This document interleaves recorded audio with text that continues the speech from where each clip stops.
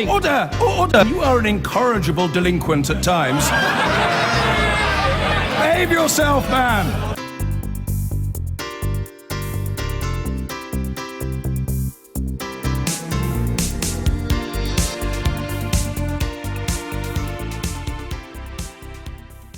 Do you remember last year, the autumn statement? Now, back then, George Osborne was lucky. The forecasts were rosy. He had £27 billion more pounds to play with this Parliament than he'd thought. Well, today, the luck ran out. The growth forecasts are down significantly. The £27 billion has been taken away, and another £28 billion has been taken away as well. So this was a testing budget for George Osborne, one of the ones where the economic news flow has been against him. And it comes at an awkward time. What with a Brexit referendum coming up. So, how did he do? Well, you might ask what words you would associate with George Osborne. What is he? You may be shouting a lot of words at the screen at this point, so I will start with one beginning with F. Failure. Yes, on borrowing. For all the Chancellor's bravado, there's no disguising the fact he's failing to get it down as he wanted over this Parliament and as he said he would last November. The luck has run out. So, this was the old graph, borrowing coming down through the Parliament year by year, and this is the picture now, and you can see higher borrowing through the next few years. He is, incidentally, still showing a surplus at the end of the Parliament, these negative borrowing figures, but he's used a complicated tax timing device to help deliver that. Add to that, he's failed to hit his own target on getting the overall stock of debt down, and he's failed to cap welfare spending as he said he would. He didn't exactly draw attention to all these failures in delivering his speech. 8 years ago, Britain was the worst prepared of any of the major economies for the crisis we then faced. Today, Britain is among the best prepared for whatever challenges may lie ahead. And that is what our long-term economic plan has all been about. Up to a point, Chancellor, but I'm going to keep the F word going for a moment because the other failing was productivity. Now that is what we each produce for each hour we're at work. The more the better, obviously. Now the Office for Budget Responsibility has been hoping and waiting for a resurgence in British productivity, but it finally gave up the ghost on that today and accepted we may not improve as much as we'd hoped. Bad Britain must do better. Now there is a second word you could use of the Chancellor. This one is an S. Slasher. To make his sums work, he's piled new cuts today onto old cuts already announced for later in this Parliament, even though he called the new cuts efficiency savings. And by the end of the Parliament, the proportion of the economy spent by government is set to be where it was in the era of this man. I think that the great thing about the budget was that we resisted the temptation to give away too much money. It's always a temptation to relieve taxes, perhaps rather more than one ought to. Yes, we're heading to a reshaped state, similar in proportions to where it was in the 1950s, but this time with many more old people taking pensions and healthcare. So, failure and slasher, two negative words, but the Chancellor is a more interesting person than those words alone imply. I can give you some more positive ones. George Osborne, reformer, a tax reformer. He's pushing changes to savings taxes. Some overlapping and duplicating changes for sure, but a new lifetime ISA for the under 40s looks like it could have a radical effect on the pensions industry. Young people can put money in, get a government bonus and use it to either buy their first home or save for their retirement. There's that. And then, of course, there's Osborne, the reformer of local government. He's already announced mayors taking over certain regions, and there was more of that today. There will, for example, be a new mayor of East Anglia. I'm sure there's a joke to be made about that, but I can't think of one.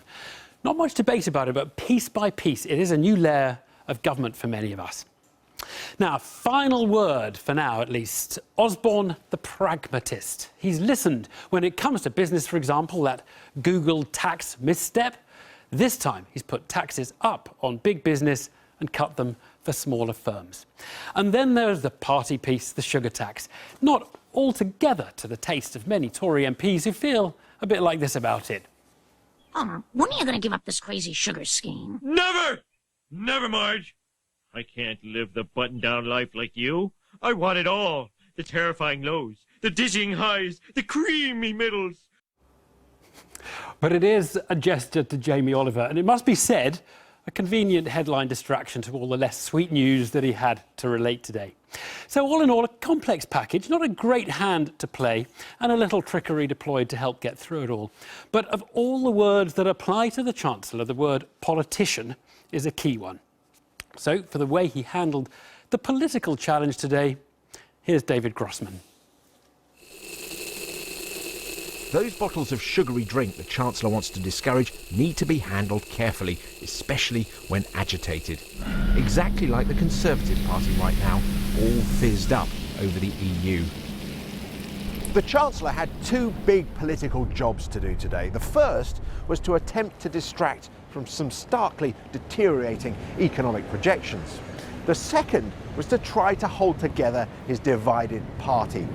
Many on his side of the chamber are very angry with both him and the Prime Minister, who they accuse of not playing fair over the EU referendum. The Chancellor turned to the EU referendum early in his speech and then only briefly. The House knows my view. Britain will be stronger, safer and better off inside a reformed European Union. And I believe we should not put at risk all the hard work the British people have done to make our economy strong again. But even this was too much for some on the Conservative benches, who reacted as if a door had been left open and a sudden icy wind was blowing in off the Thames. He's the Chancellor, he was at the dispatch box, it's his call. I was a little disappointed that he felt the need to have a partisan dig at that point, and I think we felt in the chamber momentarily a sense of disappointment amongst colleagues because the Prime Minister asked us to pick our side, to fight the campaign we believe is the right one, and that's what we're all doing. So I felt it was perhaps a little inappropriate. But to be honest, the budget was a really robust and strong one, and I think we all can get over that and move on. The Chancellor was keen to move on too. The early mention of the EU out of the way, he hurried towards happier Conservative territory. Capital gains tax cut from 28% to 20%. The higher rate tax band raised to £45,000 from 2017, and the tax-free allowance raised by £500 to £11,500. He ended on a much more positive tone for the Conservative Party, cuts to personal taxation, cuts to capital gains tax. So I think this wasn't really a budget about Europe, it was a budget that was dealing with the figures he was dealt by the OBR, which were worst public economic growth and public borrowing numbers. And it was providing enough surprises and good news, I think, to probably make his party feel good. For Jeremy Corbyn, this was an important day too for him to impress his backbenchers. His outfit, as he left home, may not have reassured MPs sceptical of his leadership suitability. But by the time he reached the Commons chamber, his attire was as sharp as his criticism of the government. This budget, Mr. Deputy Speaker, has unfairness at its very core, paid for by those who can least afford it. He could not have made his priorities clearer. While 500,000 people with disabilities are losing over £1 billion in personal independence payments, corporation tax is being cut and billions handed out in tax cuts to the very wealthy. Some on the Conservative side that I've spoken to are deeply worried that this charge, tax cuts for the rich, paid for by benefits cuts on the vulnerable, will stick. Campaigning is, after all, underway in elections for London Mayor, the Northern Ireland and Welsh Assemblies, English councils and the Scottish Parliament.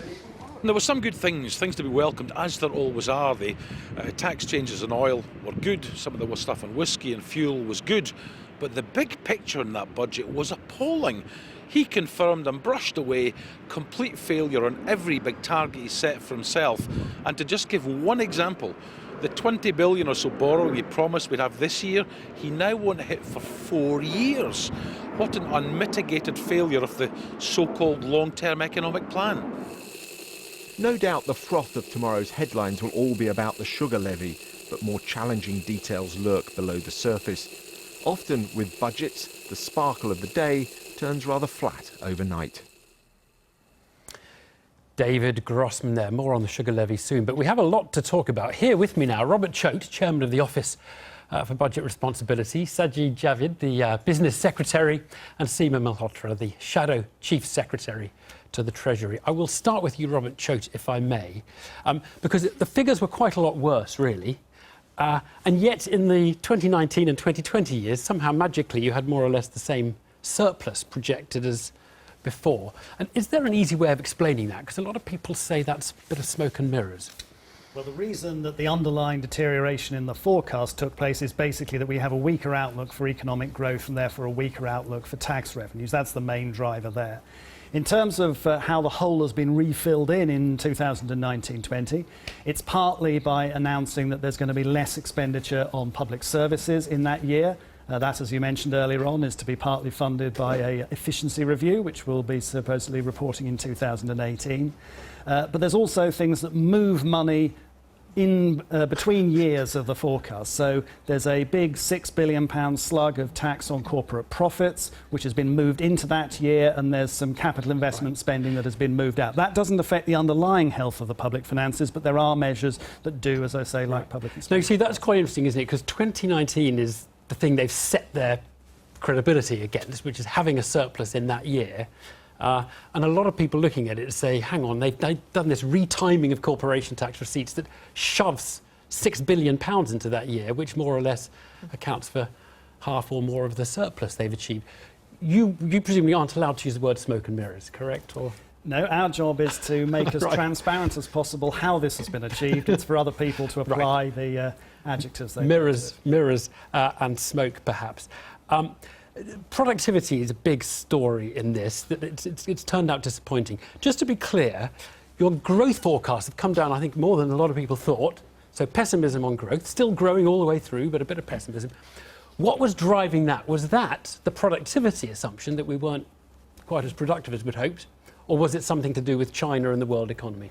It's mostly the productivity assumption. The striking feature, not just in the UK, but in many other economies, is that productivity, which is the amount of output you get out of every hour worked, has been growing much less quickly after the financial crisis than it did beforehand. We were assuming that you would get back to the pre-crisis rate of growth relatively swiftly. The figures that we had at the time of the November forecast showed productivity growth picking up quite nicely in the middle of last year, along with earnings growth.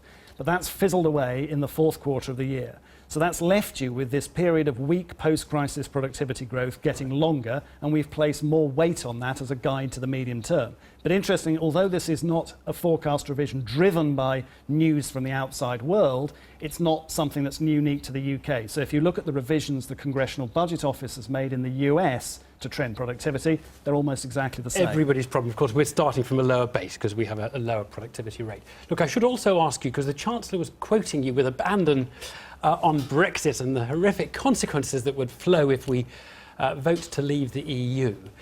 Looking at the document, it wasn't clear that you'd really modelled this or done any work on this. What is the truth of your position on Brexit?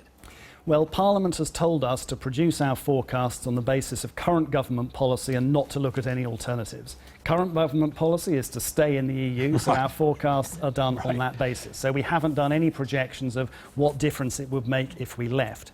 But he was quoting you as though you had. But what we have also pointed out is that if you look at the things that city economists and other economists are saying, if there was to be a vote to leave, then people expect a period of uncertainty while the new relationship with the EU is negotiated, and that could have implications for consumer and business confidence and financial markets. So we cited what other people have been saying. But you've done no work on that. But we've made no explicit. Okay, so no one should really quote you as being an expert on that particular topic. No. Correct. Robert, thank you very much. I've been getting